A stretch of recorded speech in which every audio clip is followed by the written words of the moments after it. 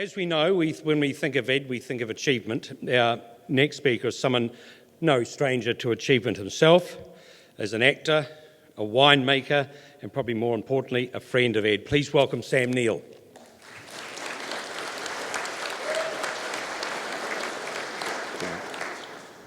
Prime Minister, the whole Hillary whānau, distinguished guests, ladies and gentlemen,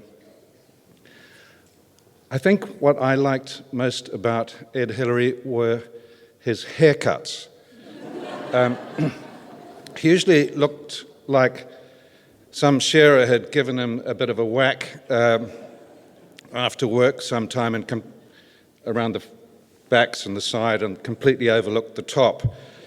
And I'm reminded of that because when I was growing up here as a boy in New Zealand, most of these blokes, these extraordinarily distinguished blokes that we admired, that we lived under the shadow of, all seemed to have these terrible haircuts. There was Charlie Upham, the double VC, who was an almost entirely silent farmer that I knew a little bit from Canterbury. Colin Meads, a fencer, a fencing contractor, and an all-black.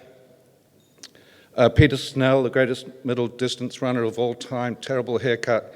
And worst of all, Ed Hillary. And I've often wondered what these men had in common, apart from perhaps the smell of gorse and the feeling that they weren't entirely ever comfortable indoors. They all had a look about them as if someone had tried to murder the top of their heads, which makes you wonder why and how a country of our size can produce so many extraordinarily distinguished people and have so many terrible barbers. We could talk all night about how extraordinary Ed Hillary was. The ascent of Everest, the first one to reach the South Pole after Scott, his decades of extraordinarily dogged devotion to the people of the Himalayas, some of whom are here tonight. But I want to talk about the ordinary in Ed Hillary, the ordinary New Zealander, the ordinary man with the ordinary haircut, because these are the things that I relate to, that I love about him. It's often said that Ed was a bit ordinary looking. And I'm not sure if that's actually fair. I actually thought Ed was pretty cool looking, but like many of us New Zealand blokes, he probably was a bit ordinary looking, and so ordinary that no one has ever looked like Ed before or since. He was an ordinary beekeeper. I absolutely love that about him. There's something about that's so nobly humble, you know, that about being a beekeeper that's so fanciful and yet so earthbound for someone who would reach such heights. He was a shy, ordinary, insecure schoolboy in a brutal school system, and that's something I completely relate to. I think it's common to a lot of men my age that are from New Zealand. And he drove to the South Pole in, of all things, a Massey Ferguson, you know, a Massey Ferguson, this pissant little tractor that all New Zealand farmers drove at that time. That's all there was, Massey Fergusons. They could start, but that was about all they could do. And he got to the South Pole in one of these things with a little box on the top of it. And his job was to go ahead, you know, to drop supplies for, like a colonial lackey for these great British people that were following, the grandees like Fuchs, who had these grand, you know, snowcats that were warm and they had kitchens in the back and stuff like that.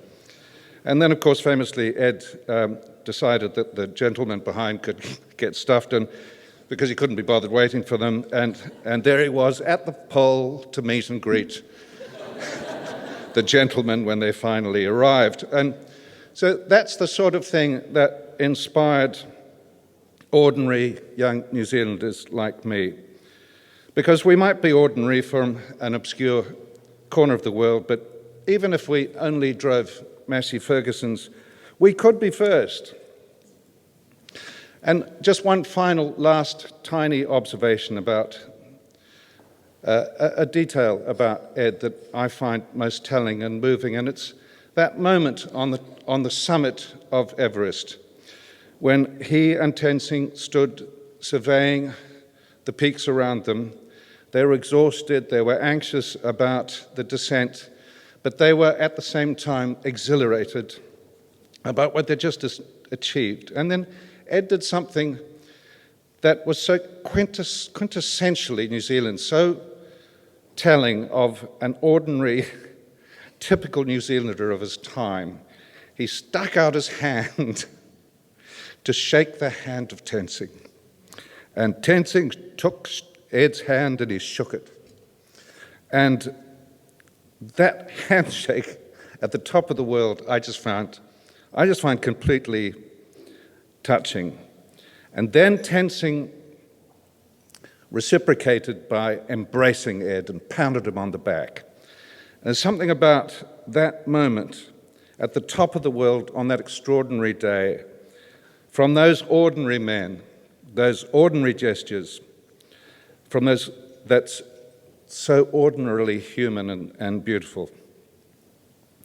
Ed, like so many remarkable people from this country, insisted on being ordinary till he died. And he once said, which I love, "We are not gentlemen, we are New Zealanders." And he made all of us proud and delighted to be not gentlemen, but not grand and not entitled, but ordinary New Zealanders. And I give thanks to Ed Hillary for that.